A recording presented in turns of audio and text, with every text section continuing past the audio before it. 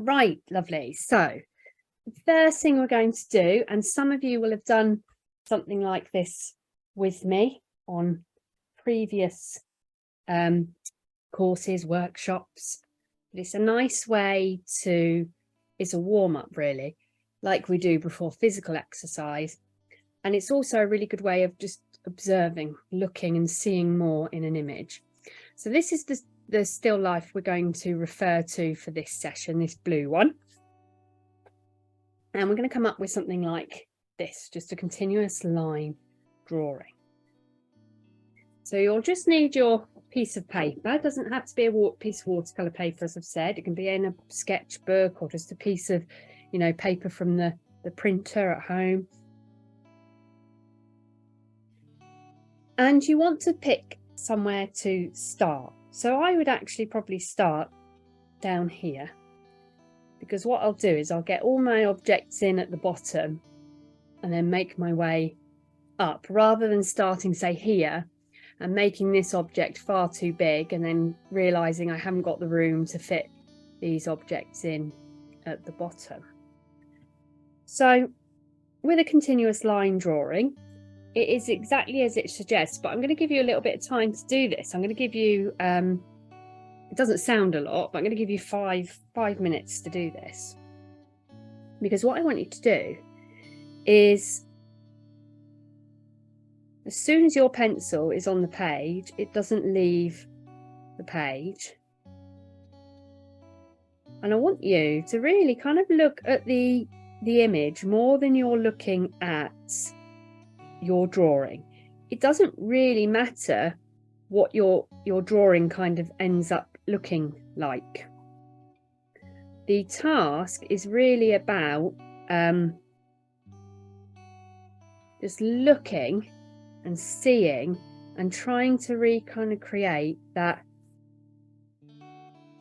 kind of the lines. It's more of a looking activity than creating a really kind of realistic representation of what's in front of you. So I've got some folds of fabric that go around this vase here, folds of fabric that goes there. I've then got this cup. You can overlap lines, you can come back on yourself.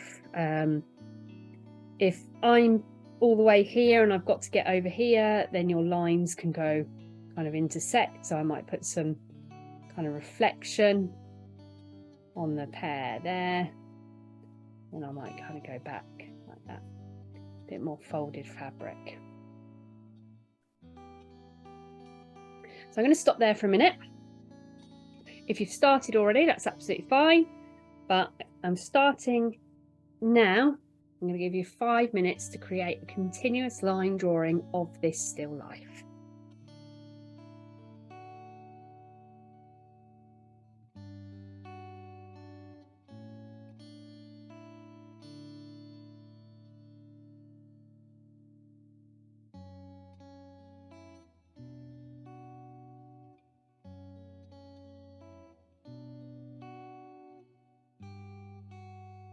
And because it's hand-eye coordination, you're also kind of engaging both parts, both sides of the brain.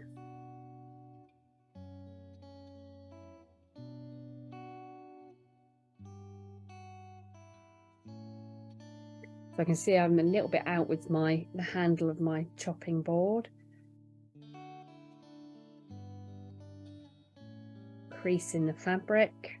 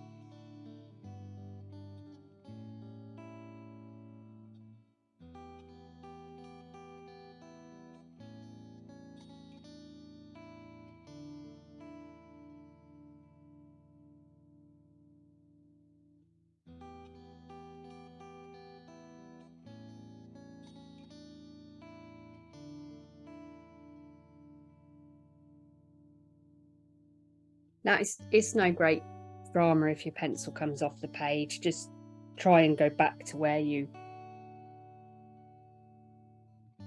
were, but try and think about all the details. So the reflection on that cup, those kind of vertical lines that you see in that little metal cup.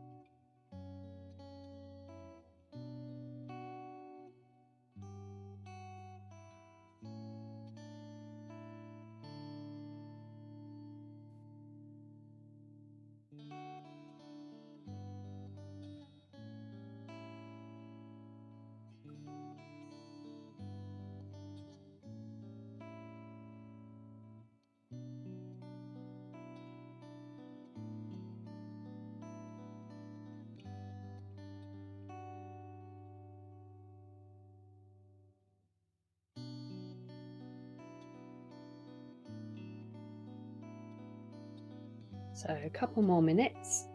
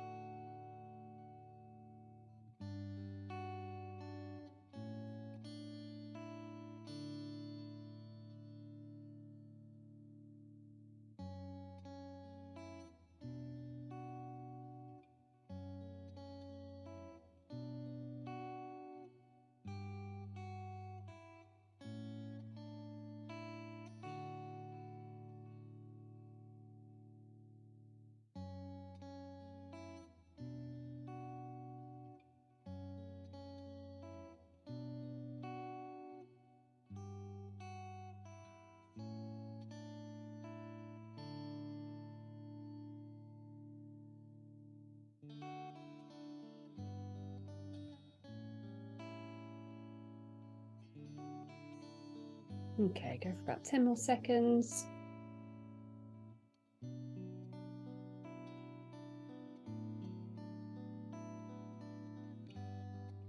And pencils down. So it's just sorry, that sounded like an exam, didn't it? Pencils down, didn't it? But it makes you look. So when I was doing mine, my handle was out. I put it too far this way, and then I'm still a little bit out, so it didn't quite align. It doesn't, can you see my chopping board doesn't quite align with the pear as it does in the image. It's forcing you to constantly look so that I'm less likely to draw what I think is there, and actually it's forcing me to look at the image. So if you were going to paint this still life, then before you do a painting of it, I would kind of advise that you do something like this, or do just a quick little study of it, or even just spend, 10 minutes really looking at the subject, looking at the setup. Or you could, set up your own still life from home with just a few simple objects. So you would want to spend some time looking before drawing and doing an exercise like this, and then even kind of drawing of it. Now, what we're going to look at in this session is we're going to do bits of this, and then you'll go away, and if you've got time, if you're able, don't worry if you're not, but if you're able, you can have a go at drawing the still life and painting it between now and next week. But we're going to look at some of the trickier aspects of this, so the light on objects and the creases in fabric. So from having done our little continuous line drawing, you'll see my piece of fabric here. I've drawn all those lines. So I know that actually, the more I look at this, this is kind of quite a complex part of the still life. Okay, so you can, again, you can use watercolor paper for this, or you could use, if you've got a sketchbook, you can use some sketchbook.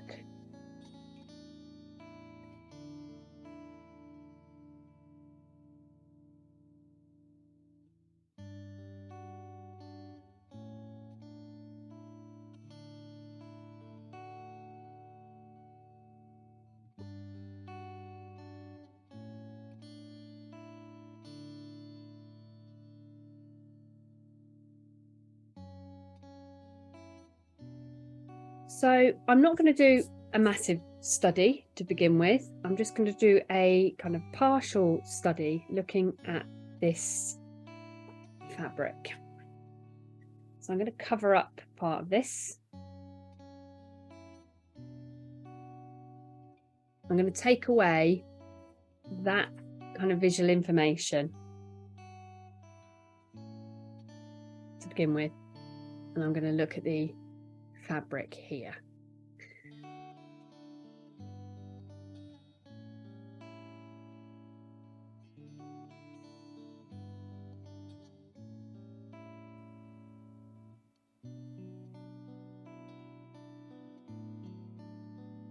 So it's really tricky because we're working from a photograph. You've got something that's 3D that's now been flattened and with creases, and this is quite a good tip. If ever you're drawing fabric, have a piece of fabric or cloth, this is just a bit of kitchen towel, and try just folding it and scrunching it up in a similar, if you can, in a similar way.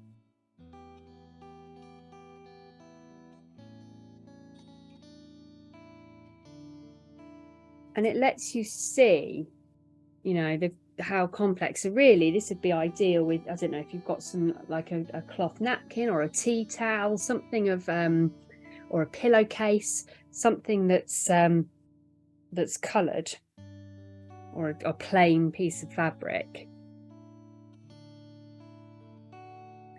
And what you're trying to represent in your painting is something that's really quite 3D and complex in fabric. So it's dealing with light and dark, and that's what helps us make fabric look like fabric, those creases. We've got to deal with light and then dark, the shadow. Where the material is raised, it'll cast a shadow. So what I'm going to do is probably just my just to give you an idea, my sketch pad is just A4, so I'm just going to do a line through the middle of that. I'm just going to use this top part to begin with.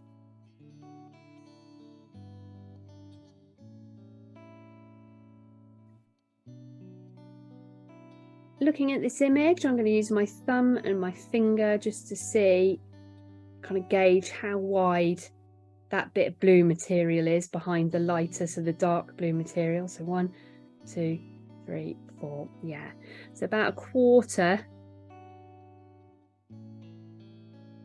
give or take, of this image is that blue bit of material. So I'm just going to make some little marks at quarter kind of intervals.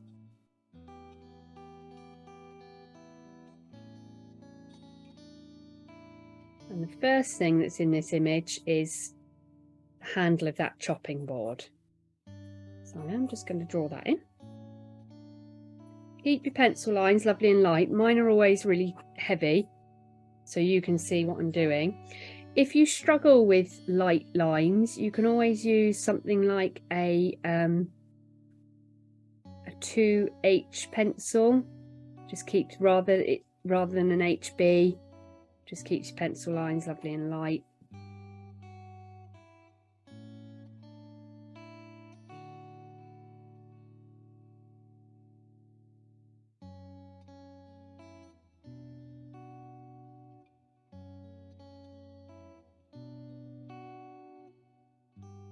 So I've got the chopping board handle, the piece of light blue fabric and the dark blue fabric in the background.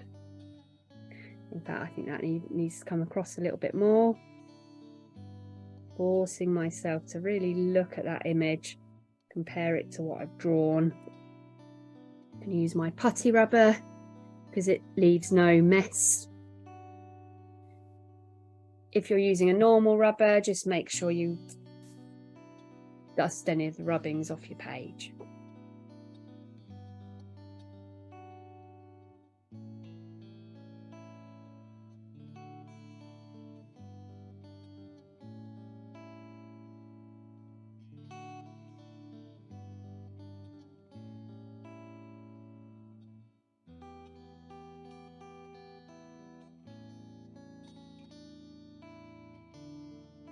So I want to look at this now. I want to look at the shape of this and so I'm just going to look at that the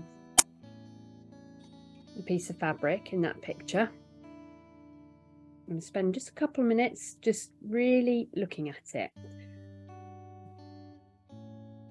And I want to start picking out where I can see very definite folds and creases and lines. So I'm going to start by looking at the piece of fabric here, just the light blue piece to begin with. I'm looking at the light blue piece of fabric and I'm just casting my eye across, just slowly up and down as I go.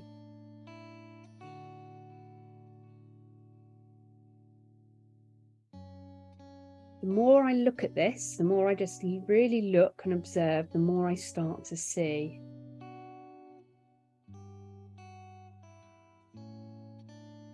It's quite a mottled effect to the fabric as well. You can probably see it a lot more on my computer screen.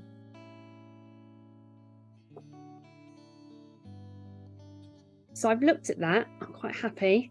I'm going to start penciling in some of these shapes that I can see. So from this part of the handle, and again, you keep your lines really, really light.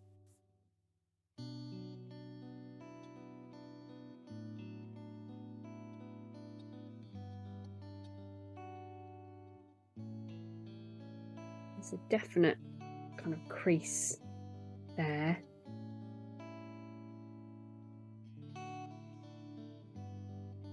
Real kind of indentation in the fabric. I'm actually going to shade that in just so I can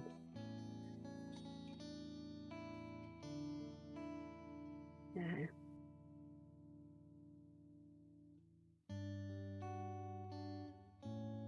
It's a very, very definite line.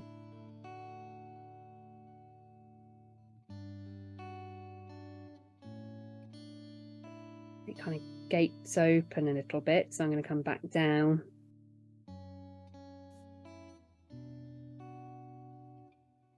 Goes from kind of like a single line to a double line. You don't have to shade this, I'm just shading this so hopefully you can see where it relates. Now remember, you are not a camera, so you're not going to produce an exact copy, and that's absolutely fine. As long as you produce a convincing representation, then that's what you are as an artist. That's what you're doing. It's ultimately it's your interpretation. Another very definite line that comes down here, and just keep looking and seeing.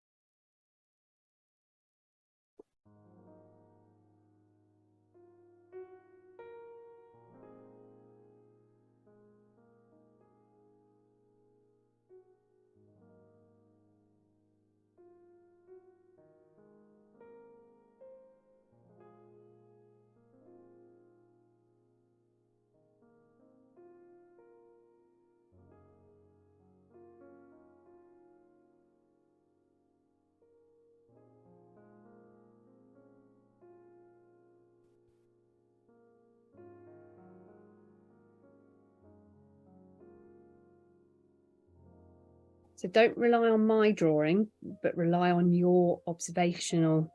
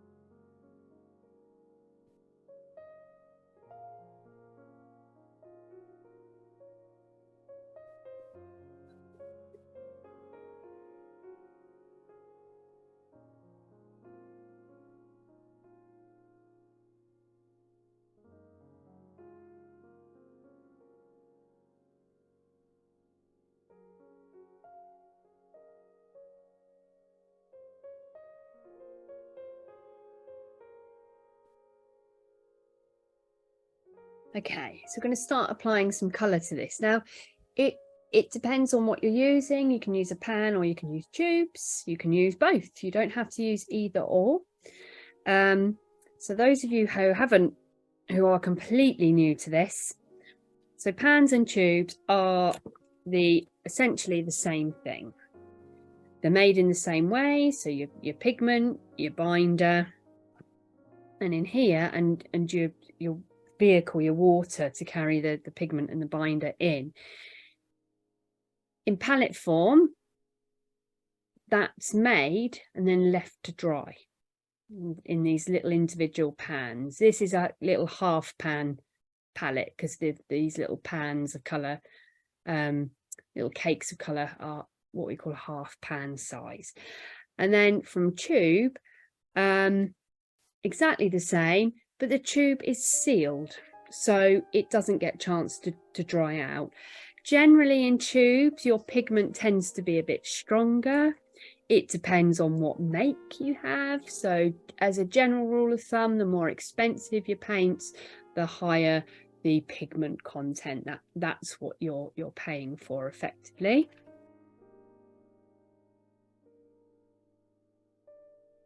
I will use both because I've got colours in tubes that I haven't got on my pan, and I tend to use, this is just a little Winsor & Newton travel set, but I tend to use even more basic one.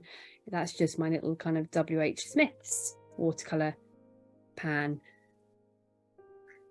But for this, I'm going to want a cerulean blue. Now, don't worry if you haven't got cerulean blue. You're just going to have to match that colour as closely as you can.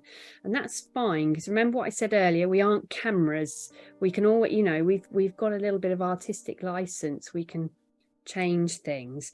But if you have a cerulean blue or a light blue, something like that, pop that on your palette. So if you're using tubes, you just take the lid off the tube, gently squeeze the bottom of the tube, let the paint rise above the tube ever so slightly, smudge that onto your palette.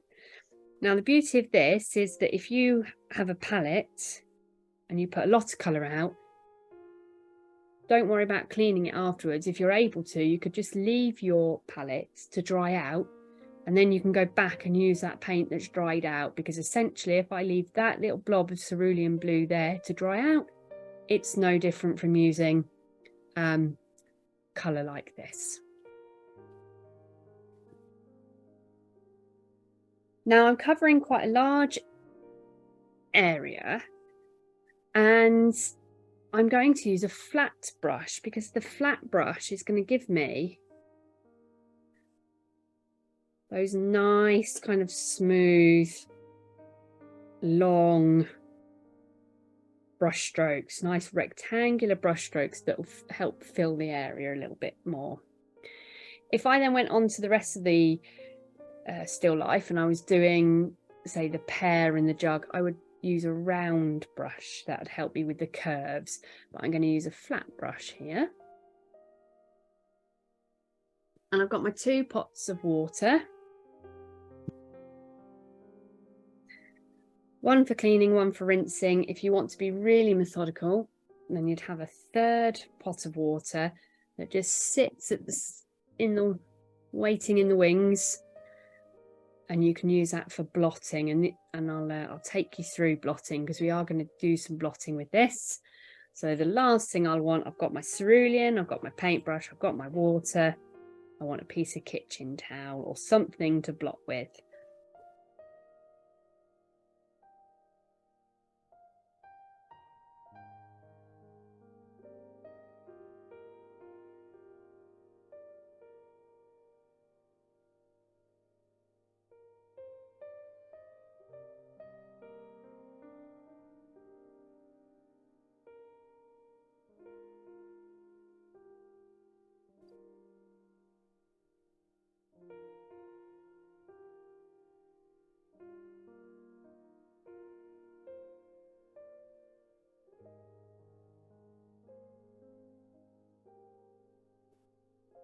So you'll see on both my palettes that I've got a white. Now often, a lot of the time, a watercolour palette won't come with a white.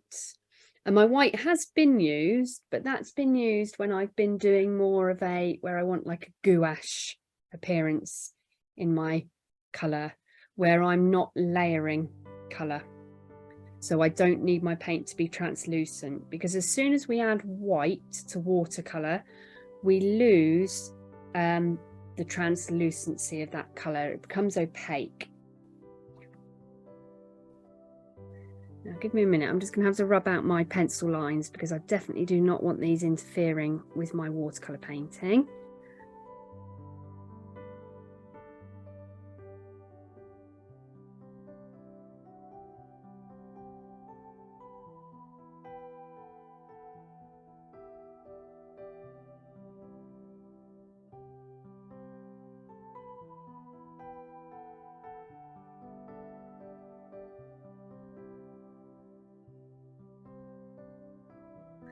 So you should have a really kind of what we call like a ghost image. So I'm going to put a little bit of water on my brush.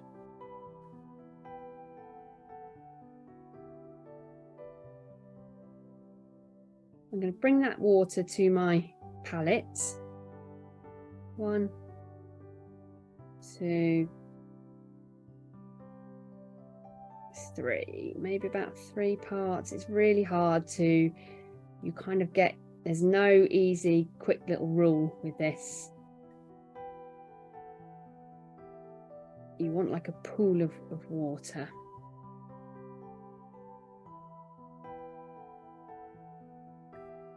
Take a little bit of your cerulean, whether that's squeezed from your tube or you're working from a pan.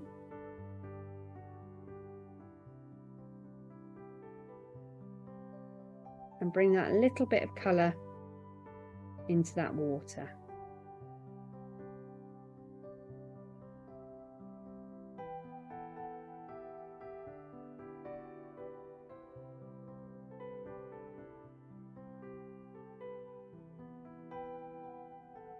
Now it's really worth testing your colour out first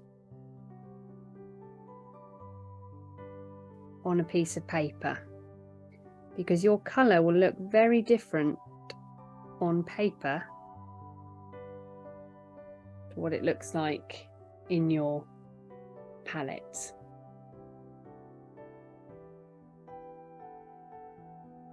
So that's my tiny bit of cerulean blue into about 3 or 4 parts water, a part being a paintbrush.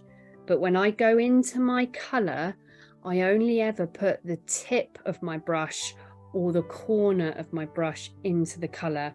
I'm never scooping up big amounts of colour if I'm using tubes. And the same with a pan. If I'm mixing colour from a pan, so let me show you. So 1, 2, 3,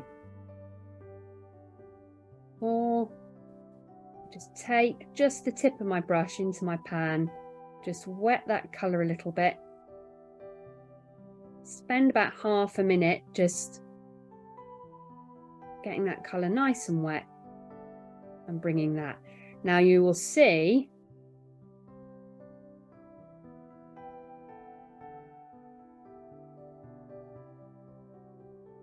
that the pan does make a slightly weaker colour. So I just need to probably add a bit more. There we go.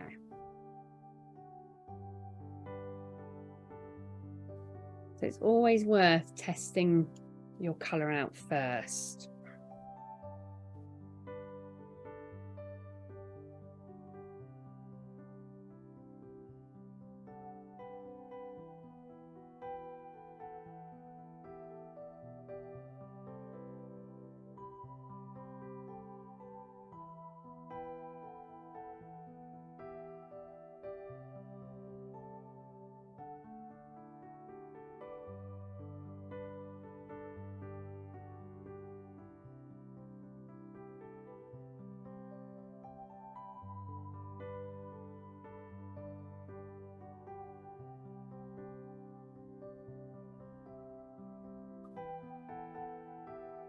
Okay. So before we start painting, I just want to show you, and again, some of you will be very used to this, but blotting is going to really help us with this fabric. It's going to bring us some visual texture to our painting. So I'm going to use the colour from my pan because that's kind of nice and strong. I just want a fairly light layer. What I want to do is, working with watercolour, I want to do the lightest colour first. We build up. So actually that cerulean on its own might still be a bit too strong, so I'm just going to add some more water to it. 2 more parts water. Yeah, there we go. So adding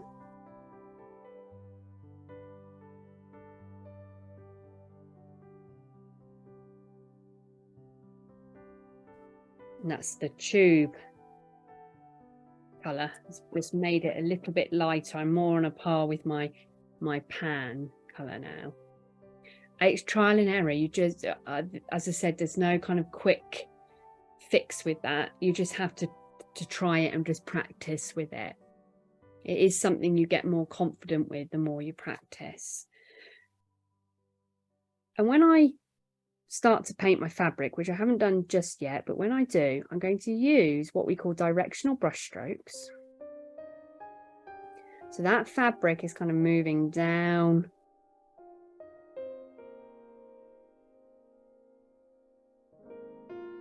the page.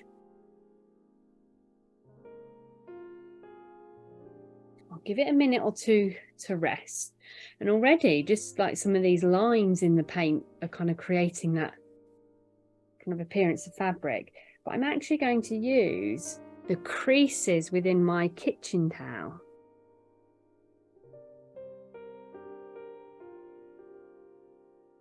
to apply some creases within the fabric, and if it takes too much off, I'll just paint over that slightly again. I might just give it a minute longer just to sit and rest there.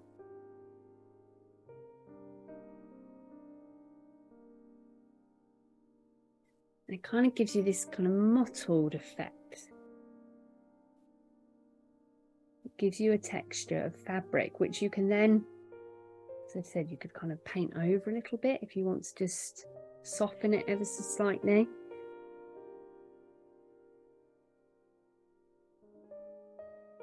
But blotting creates a visual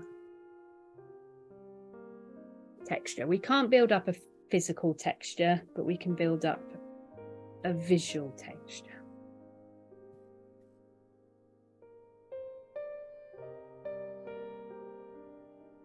Now, the lines in this piece of fabric are quite crisp and defined, so I don't want to do wet on wet technique, so we are going to apply. So I'm not going to quickly add colour and then quickly add some more. We're going to do one layer at a time. We're going to build this up, giving a layer time to dry. So the first thing I'm going to do is, on that little sample bit I've done, I'm going to start to paint just this very first layer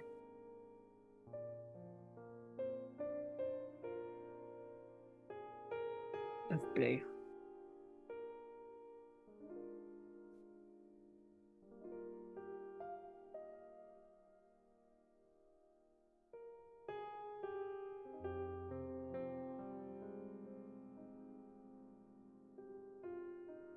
Coming from the top down. I've encroached into the chopping board a little bit. It doesn't actually matter too much, but what I can do, add some clean water and blot. And it actually, blotting also works a little bit like an eraser with pencil.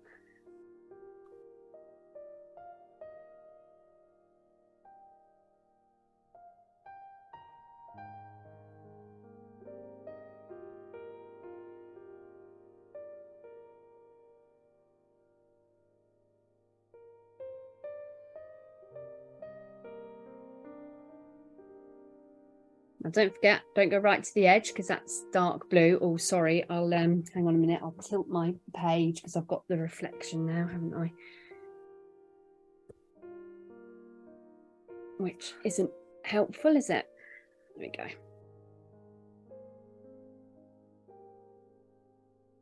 Now I can still see my lines through my paint, but that's fine. They will that's going to offer me a bit of a guideline.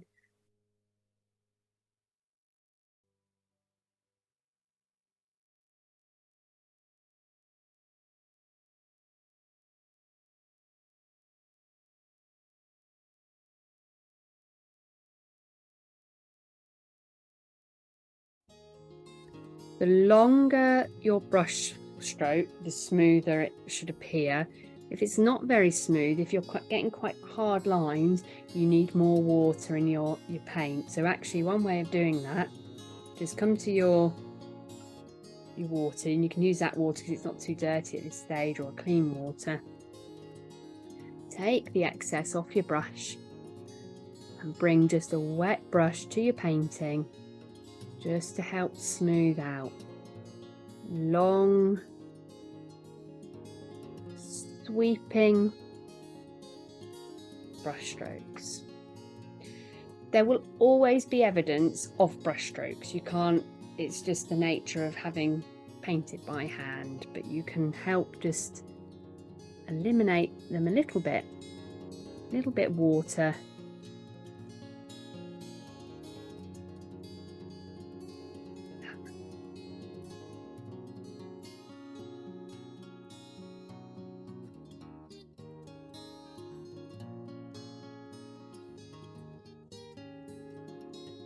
That very first light layer, that's our kind of base layer.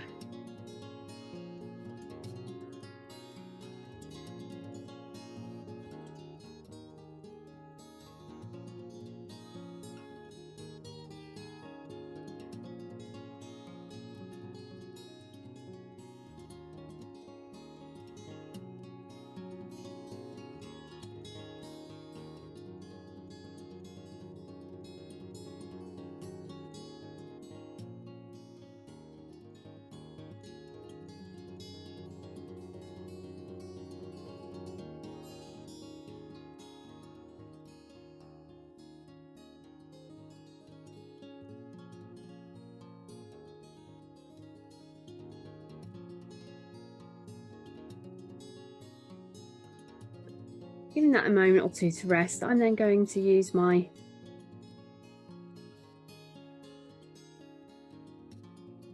blotting technique just to put a bit more texture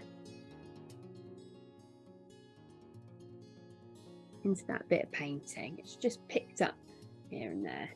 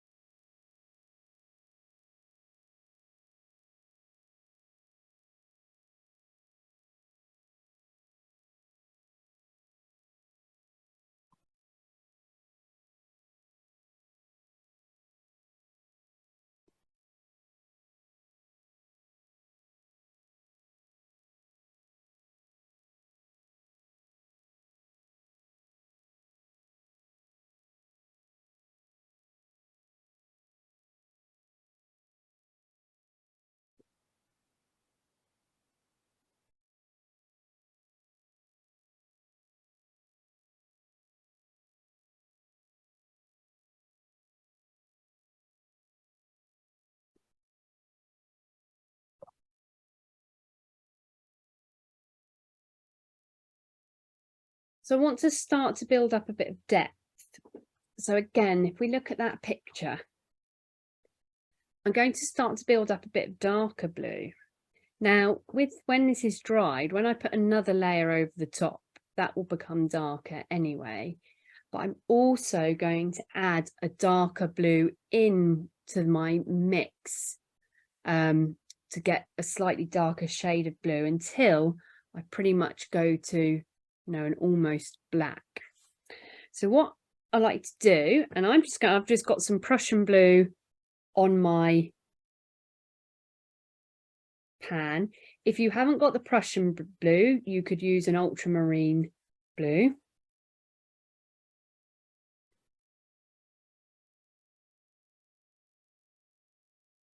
I'm just going to pop some of that Prussian blue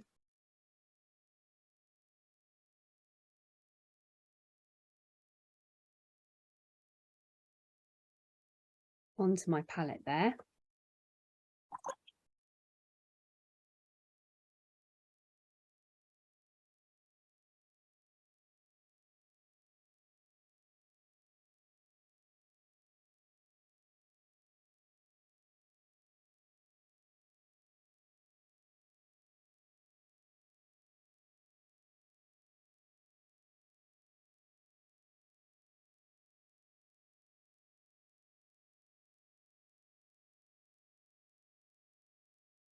Now I'm going to take just a little bit of that Prussian blue, just the corner of my brush, and I'm going to bring that to my cerulean blue. And again, this is the same consistency. So because I wrote it down here, so 6 parts water, I can do that again. So that's why when you're kind of starting out, it's a good idea to just make a note, either, written or mental note of, how much water you put into the mix and how much paint. I'm just going to put some of that Prussian blue.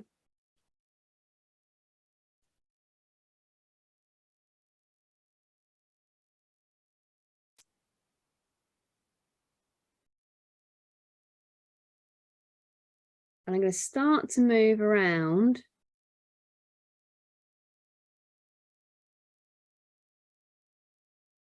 this piece of fabric, looking very much more at the picture than my painting, because I don't want to end up just painting what I think is there.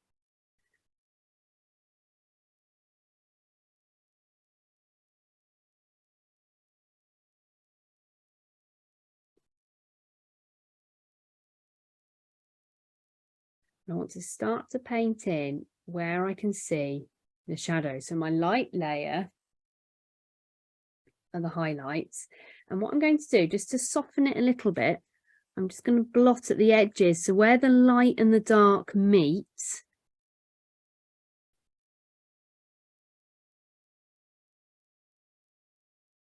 I'm just going to gently blot that so I get a little bit of a gradient to start with.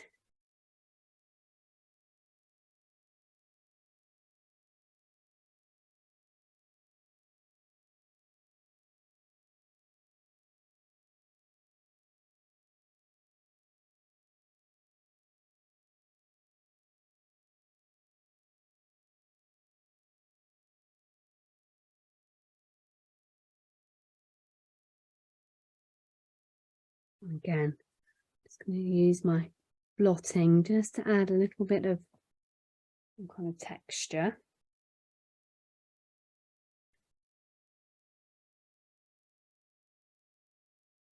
A definite shadow cast by the handle, isn't there, of the chopping board.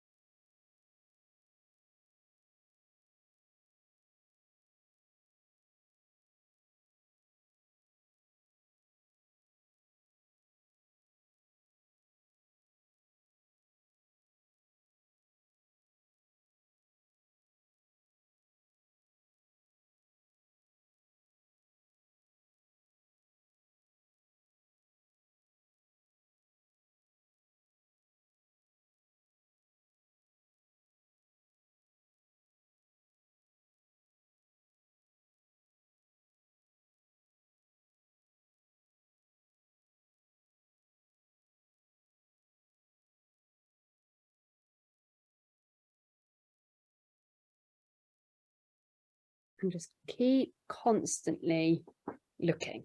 So I'm not going to create a photographic likeness, but what I am hopefully going to create is something that looks convincing, that convinces you that you're looking at material, fabric. And the way I can do that is by just really observing where those creases are, where the dark areas are. Folds are quite interesting, aren't they? Because you get this before you get on this fold down here, before you get the dark down this side and the really dark in that kind of deep, deep crease in the middle, you've got this line of light, haven't you? You see that? So you've got the dark here. You've got the really dark in that deep crease, but then you've got that light. So that's what I've tried to do there. Now, if you realize you've done something, you've painted in something dark that should have been light, then what you can do is take your brush with some water, paint over the area that you want to lighten just with water. I'm going to fold my piece of kitchen towel. So I've got this definite fold, and I'm going to use that fold of the kitchen towel to lift, there we go, and reinstate that paler line. The quicker you do something like that, the more paint you lift, the more effective it is.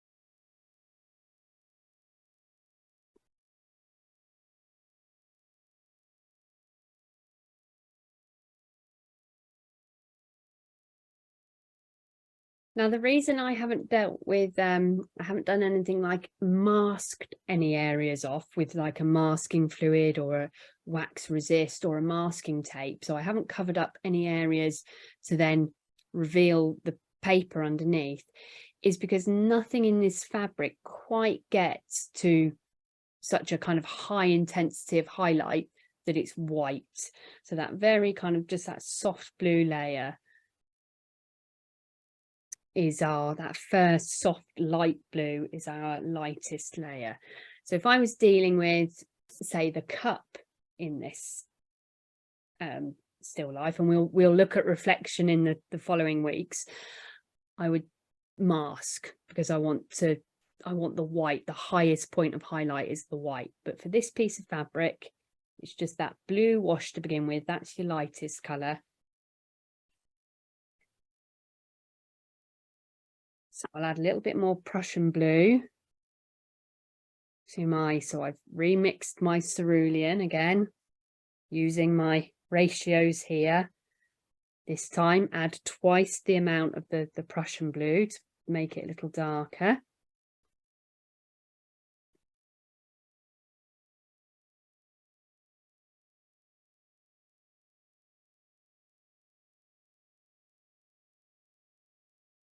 Again, I'm still using my flat brush because the edge of the brush, the actual tip, the edge, will give me some nice kind of linear marks, but you could use a smaller detail brush if you wanted for these kind of fine lines of the creases that I'm starting to put in.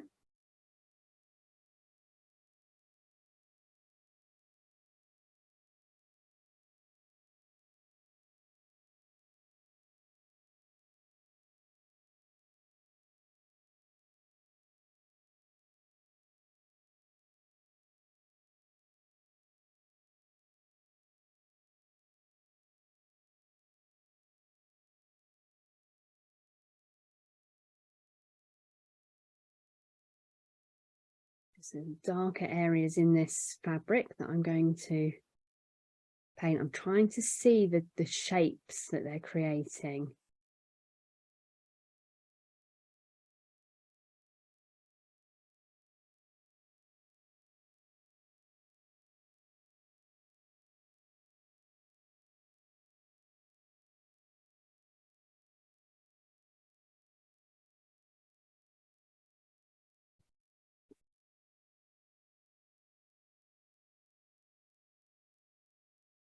Again, if I fold my piece of kitchen towel, that's just going to get me some nice kind of marks in there.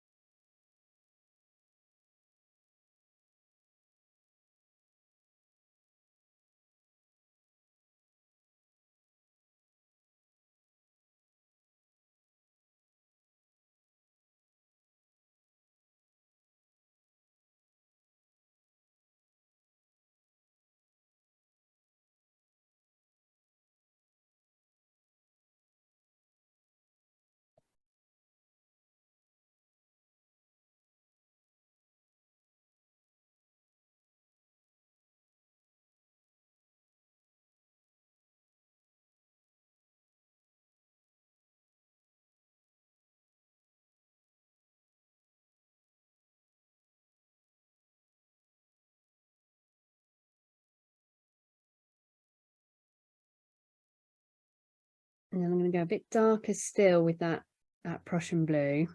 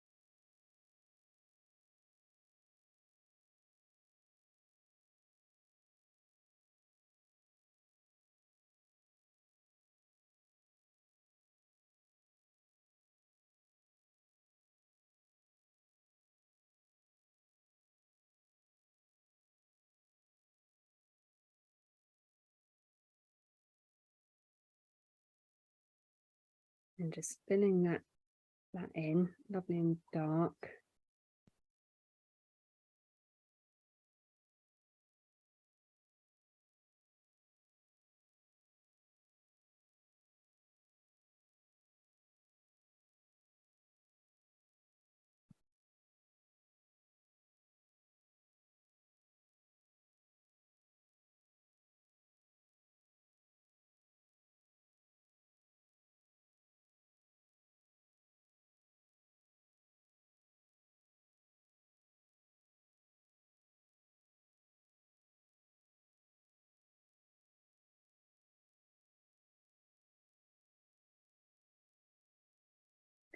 And you can start to paint in, you know, as I keep saying, like the actual shapes that you can start to see. So I'm still using my large flat brush, but I quite like painting with a large brush and using the tip of the brush for finer areas. But you've got to find what works for you. So starting out, you'll probably be more confident dropping down to smaller brushes and even swapping between a, you know, the tip of a smaller brush, a finer round brush, or a detail brush for these kind of fine lines. So these lines that I'm getting in, these kind of creases,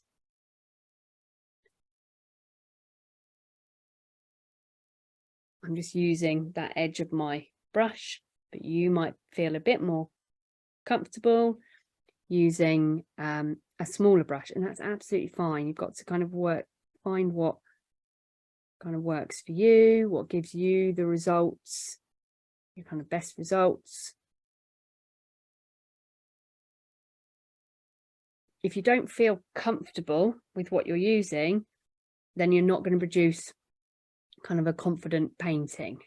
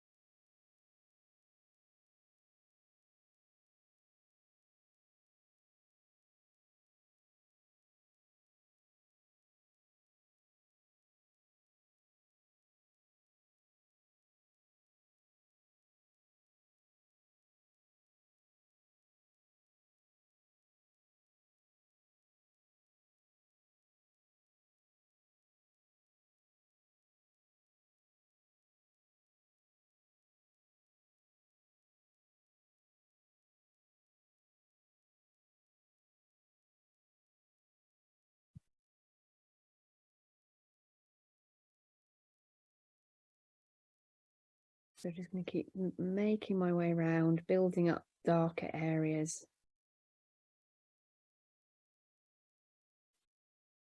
A little bit of blotting to bring in some texture.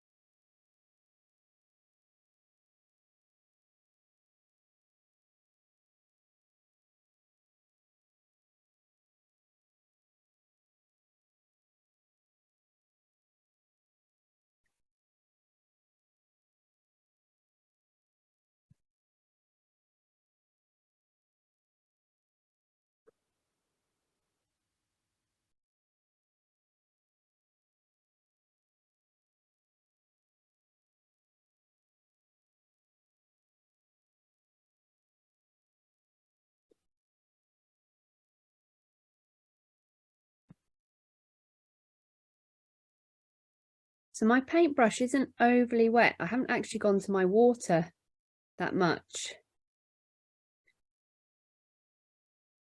I'm not saturating this painting, or my, it's quite a controlled, it's quite a dry paint mix, and that's what's allowing me to get these kind of quite definite shapes that we see in the creases of the fabric.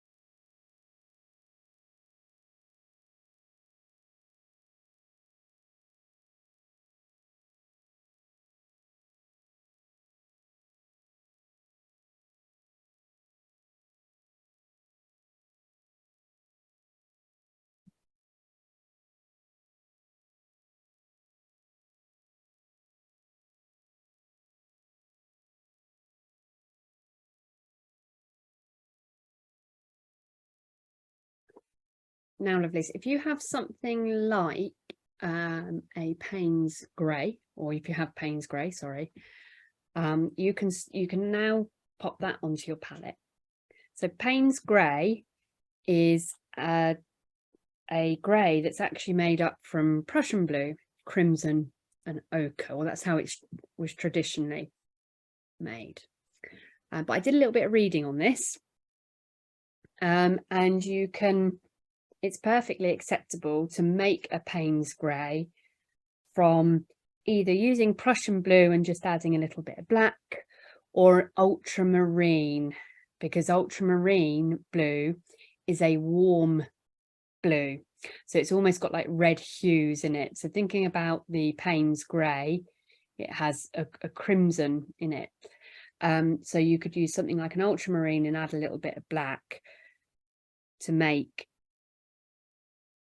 a Payne's grey. You can use a bit of Payne's grey from a tube if you have it, and I'm going to add a little bit of black to my Prussian blue, or you can do it from your ultramarine. A little bit of black. So I'm making a very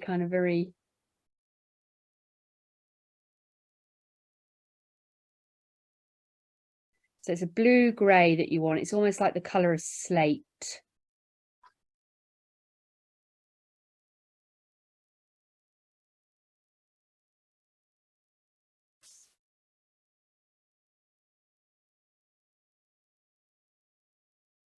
So the original Payne's grey, as made by William Payne, would have been crimson, ochre, and Prussian blue. Obviously, the easiest thing is out of a tube, but if you don't have the Payne's grey, then you can make a kind of a very accepted modern equivalent using the ultramarine blue and black. I've actually just used Prussian blue and added black to that.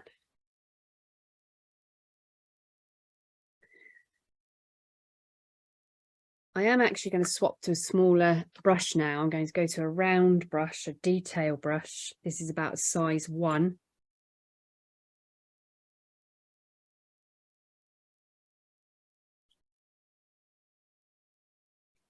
I've mixed my colour with my larger brush.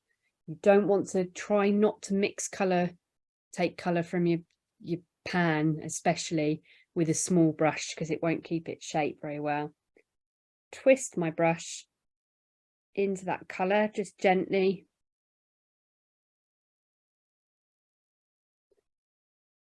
You can move your painting around to get yourself into much more comfortable position for painting.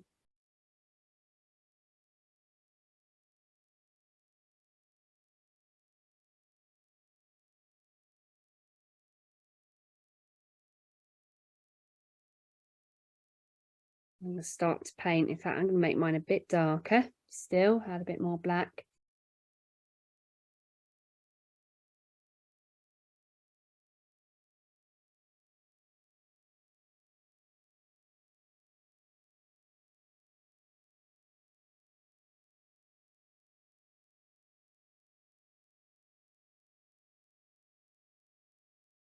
I want to start to get these really kind of deep, dark kind of crevices.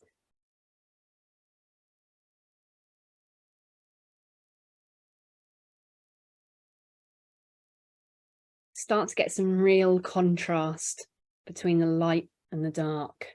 And that's what really then starts to make this, you get that sense of light and dark.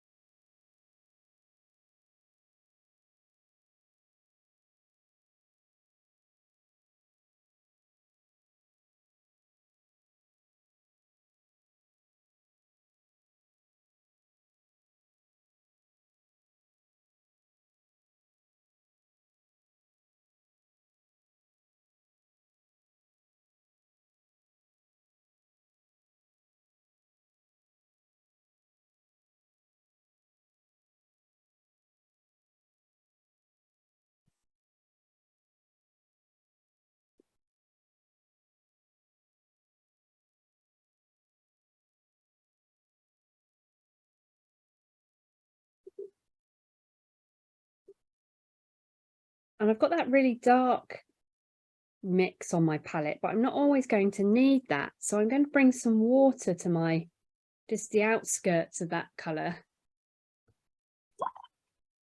And just with my larger brush, bring some water kind of to the outskirts of that colour. So they've got a softer, and then I'm going to go back to my large brush.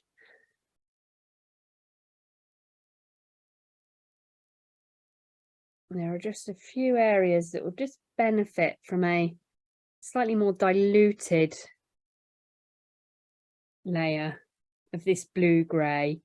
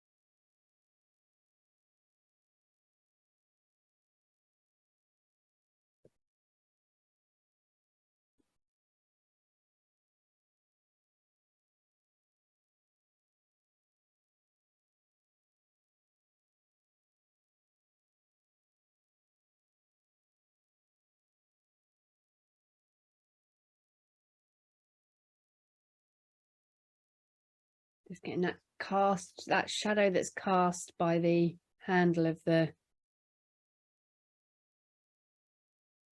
on the serving board.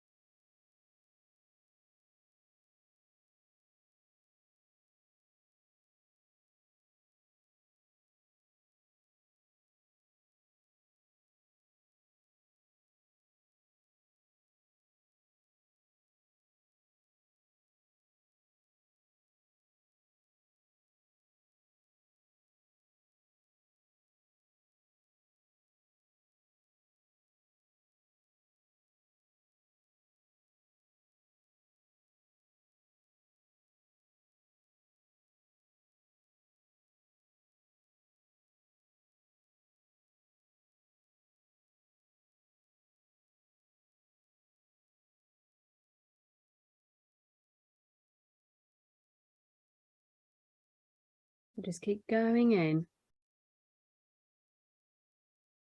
building up those shapes that you can see.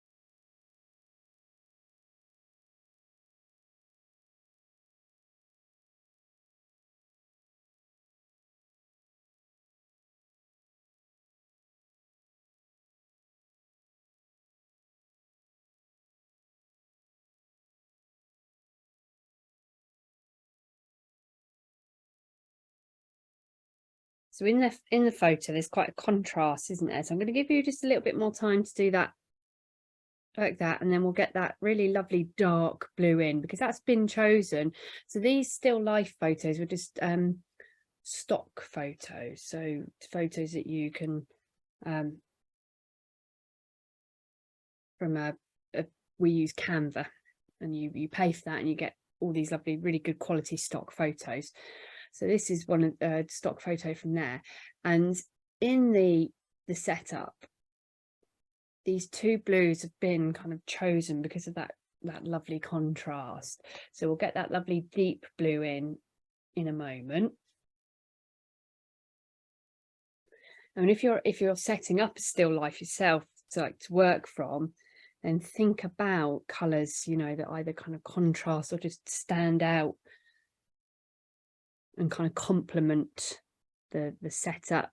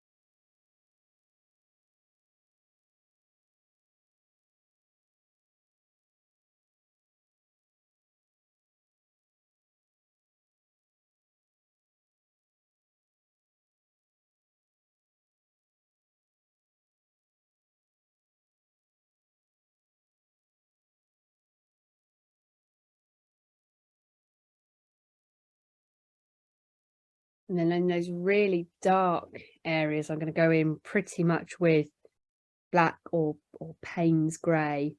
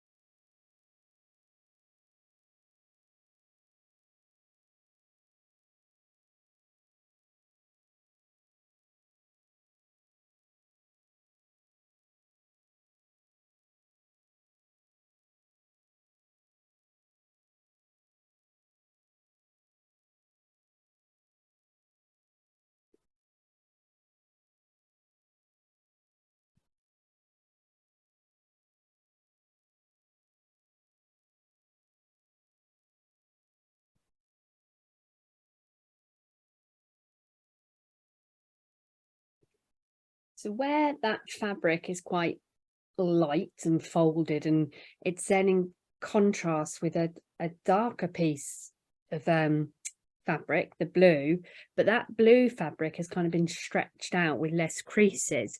So again, you could use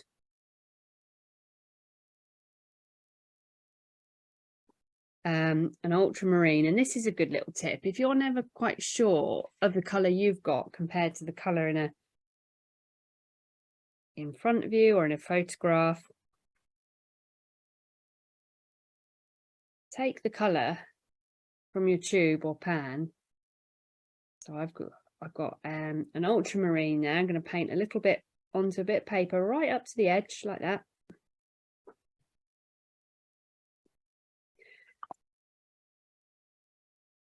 And I'm going to do the same with my Prussian blue. So ultramarine is that top one, is that warmer blue.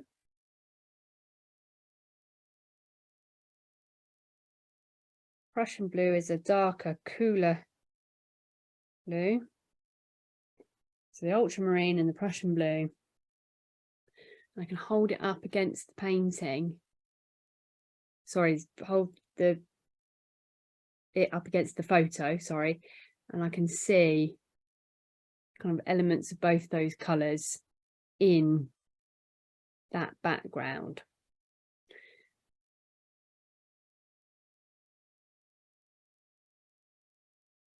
So with that in mind, it's quite solid. I want this to look a little bit more solid because I'm actually going to take the colour straight from my pan with not a lot of water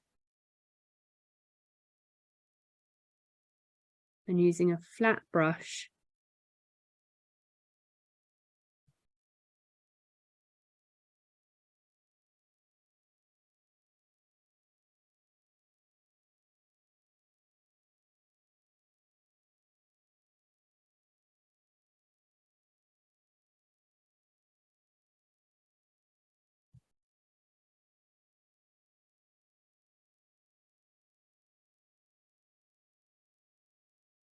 Start to paint that quite kind of solid blue, darker blue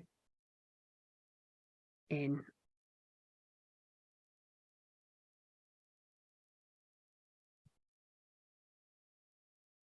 Now, if you're using colour from a tube, you can get a much thicker colour, much quicker. It's a little bit harder to do this kind of thing from the pan because it takes a little bit more working. You have to really kind of work that individual cake of colour. So I'm really kind of working that little individual cake of colour. So I've got this nice kind of rich pool of paint on that little cake of colour. But if you're working from a tube, you can build up something much richer, much darker, a little quicker.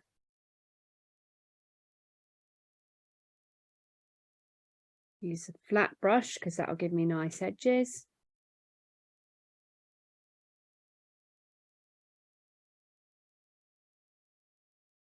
That'll allow me to follow the kind of contours of the fabric, that edge.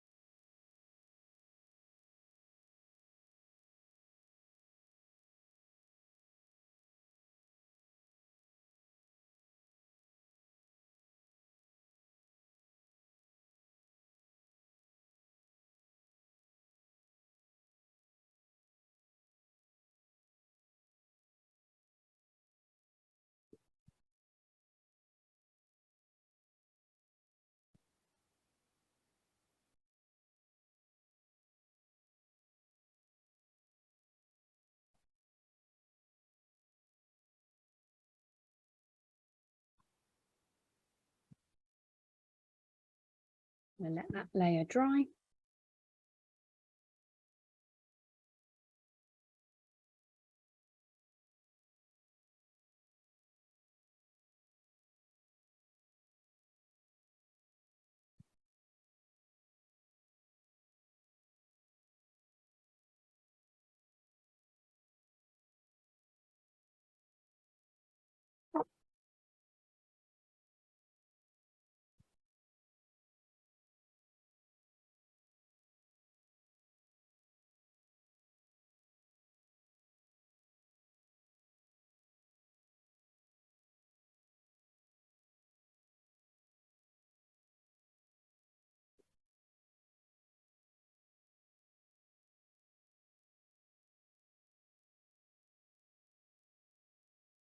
And then once my ultramarine layer is dry, I'm going to then go to the Prussian blue. If you haven't got the Prussian blue, then just add some black into your ultramarine. That would be fine.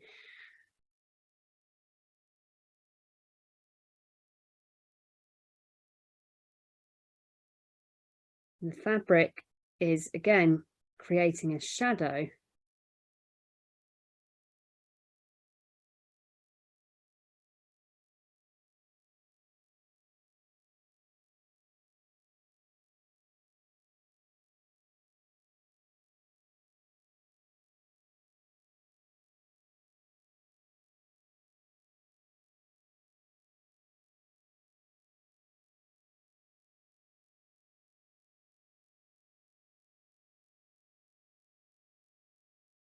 So the Prussian blue adds some depth.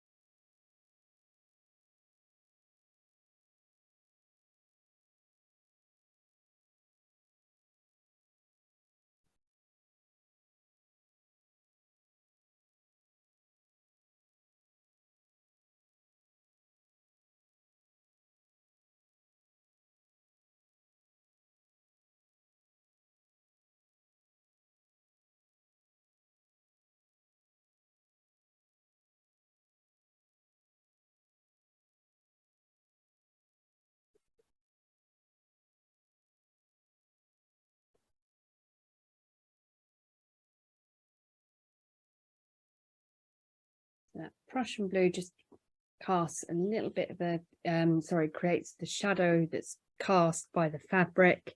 And again, I can see lighter areas in this, so I'm going to get my piece of kitchen towel.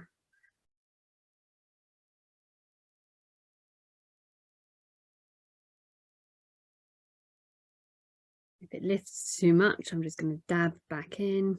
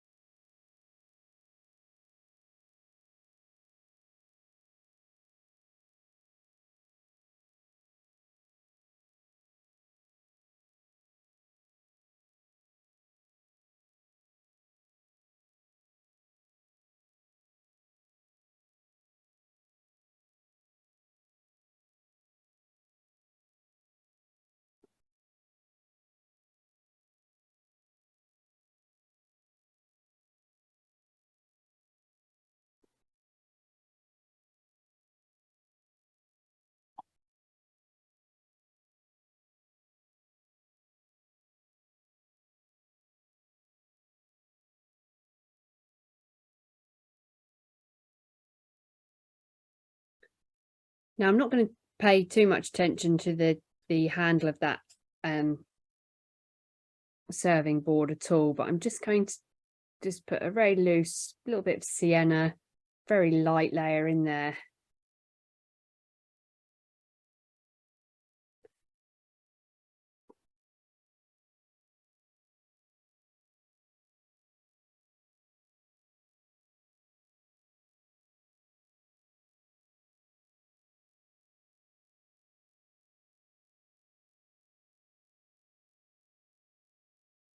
Just a kind of little nod to it, really, because our focus is the fabric rather than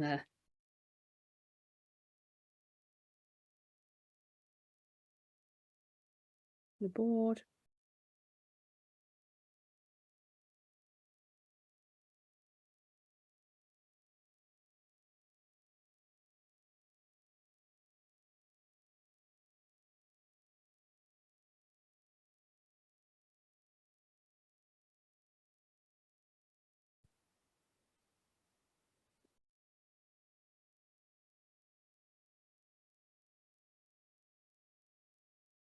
Sorry, was that raw sienna or burnt sienna? I just use raw, but it's fine. Yeah, you can use either. It's just a base layer. I use the raw sienna to pick out because it's quite a red wood.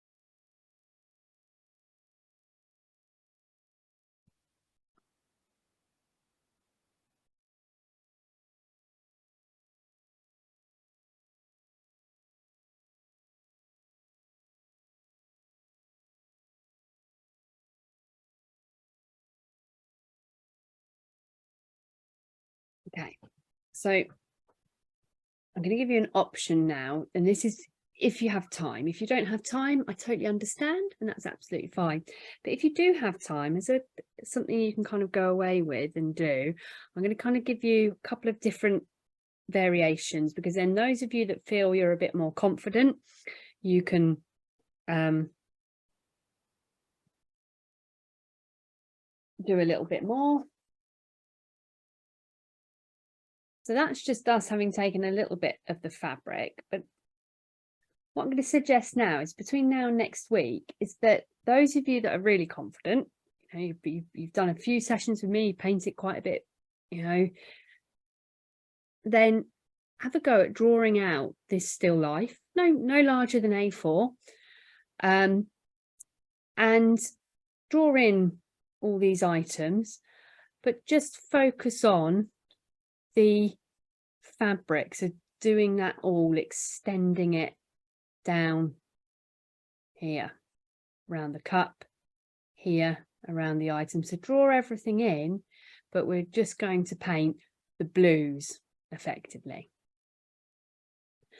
Those of you that, you know, aren't sure or feel you need a little bit more time, just use the video to repeat this process, this part, because we often tend to think once we've done something, we kind of do it and then move on. But actually, it's part of that kind of developing our skills is practicing and practicing, revisiting, you know, a subject. And I always use this example, but lots and lots of artists have done it, continue to do it. But if you think of someone like Monet, and he painted his water lilies, the subject of the water lilies, over 200 times, he then became like a, you know, a master, didn't he, at those paintings. That is really what, you know, very much what he's known for. He mastered that. Like Van Gogh revisiting his sunflowers, those same subjects revisited. Or if you want to, so the full thing, the repeat,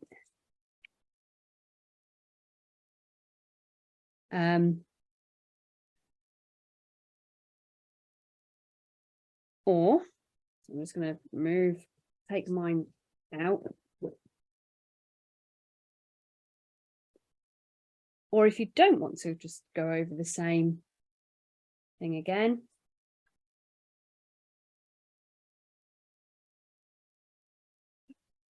I like to give people options. I've just enlarged that photograph.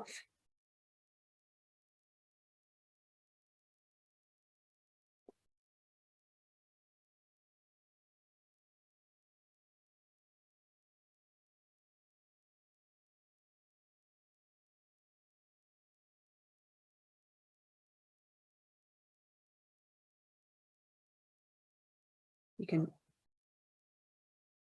draw a square within your page or just do it on your page.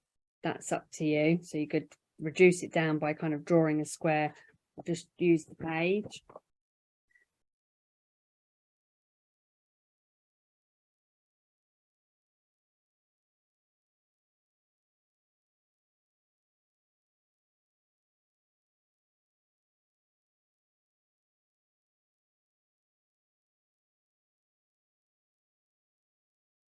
So this is if you want to just challenge yourself a bit further. You feel that you know, you can take what we've done in this session today and kind of apply it to a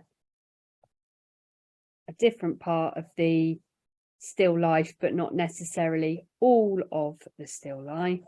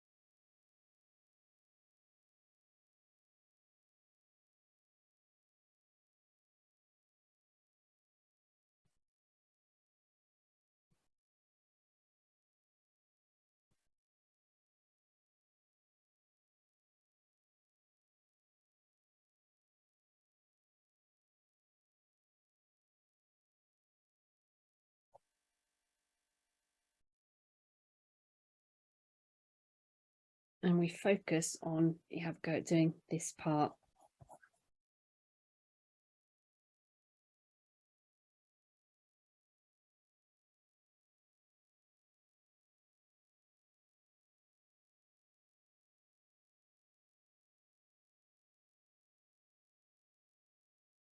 And again, I'm drawing the shapes I can see, the marks I can see, the folds, the creases. One that goes here. A little bit easier with an object because you've got something to use as reference. So that bit of material folds up to about that level with the handle of the cup, bends around here.